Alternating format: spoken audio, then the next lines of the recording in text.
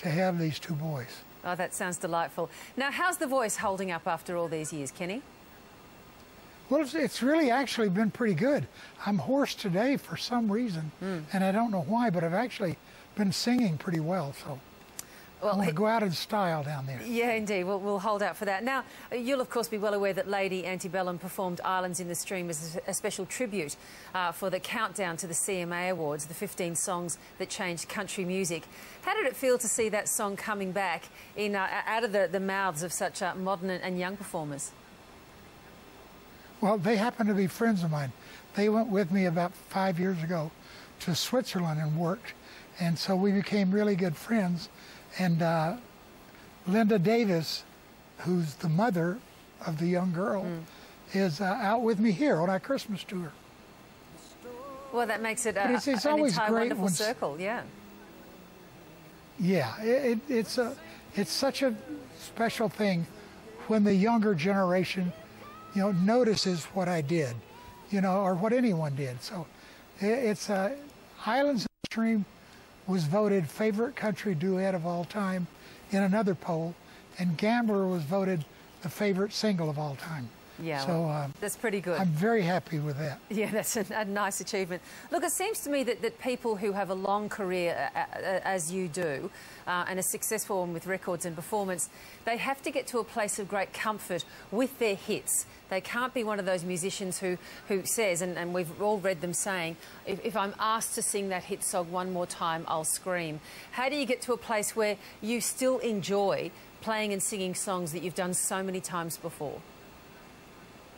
Well, I love doing the hits. I'd hate to be the guy that goes out there without them, you know, because that's another story altogether. But I enjoy doing them. They mean something to me. They represent my past, and they represent what I've been all about as far as story selection.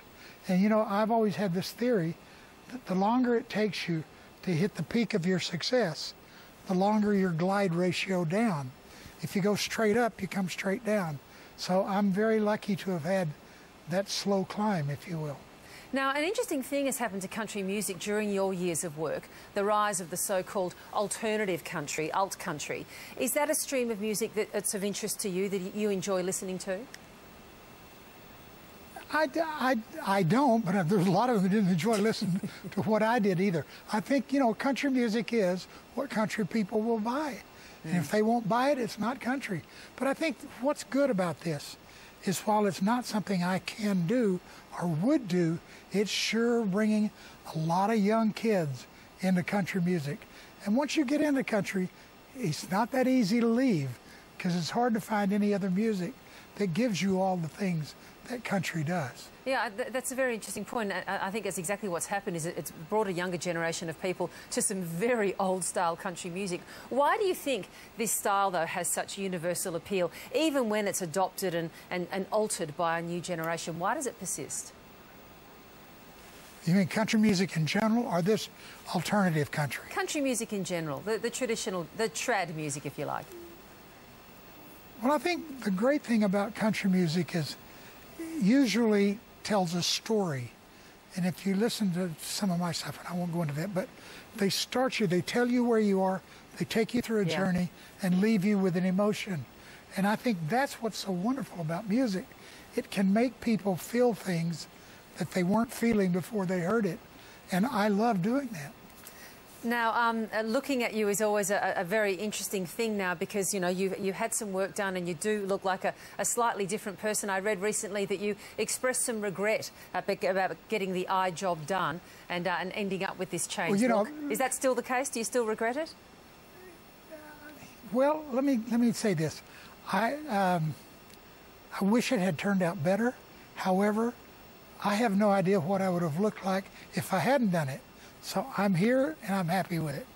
And you're heading down under. Well, look, it's great to talk to you, and we wish you safe travels. Have a wonderful tour when you're here, and we'll look forward to hearing all the hits. And while I've got you, can you please try and talk my co-host Michael out of trying to get me to engage with him in a duet of Islands in the Stream? I frankly don't think there'd be any point, do you? I want to stay on and hear that. You stay right there, Kenny. Let's pick up the chorus. Right now. Islands in the stream. Both of you. That is what we are. What's the next line? No one in between. How can we be far? I don't know the next line. How can we do wrong? Sail away with me to another world, and we'll rely on each other. Aha.